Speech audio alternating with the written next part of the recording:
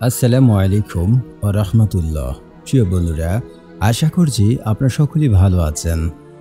গরমের সন্ধ্যায় সহবাসের ৩টি বিশেষ উপকারিতা। দর্শক, আজকের এই ভিডিওতে জানতে পারবেন গরমের সন্ধ্যায় স্ত্রীর সাথে সহবাস করলে যে ৩টি উপকার বা ৩টি লাভ রয়েছে।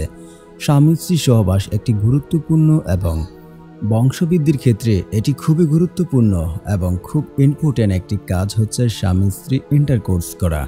কিন্তু আমরা অনেকে ইন্টারকোর্স করতে গিয়ে অনেক সময় অনেক নানা ধরনের ক্ষতি এবং ভুল কাজ করে থাকি, যার ফলে আমাদের অনেকেরই গুনাহ হচ্ছে, কিন্তু আমরা অনেকে তা কল্পনা করতে পারি না। এর মধ্যে হচ্ছে অন্যতম যেটা হয় সেটা হচ্ছে অনেকেই স্বামী স্ত্রী সহবাসের পর স্বামী স্ত্রী ফরজ গোসল বিলম্ব করেন। কারণ দেখা যায় বর্তমান সময়ে এখন প্রচণ্ড গরম পড়ে।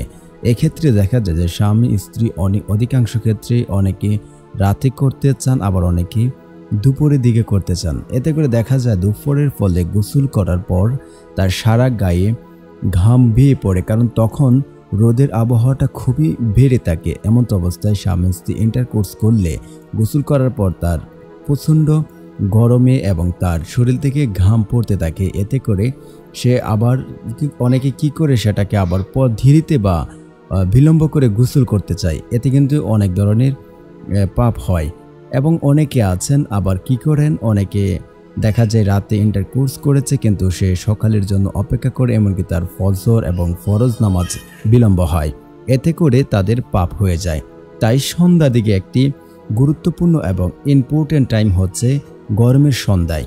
আপনি যদি গরমের সন্ধ্যা বলতে দেখা যায় যে আসরের নামাজের পরে হতে পারে বা মাগরিবের পরে, মাগরিবের নামাজ পড়ে এসে আপনারা ইন্টারকোর্স করে গোসল করে সন্ধ্যার সময় গোসল করে এশারের নামাজ পড়ে ঘুমিয়ে যাবেন।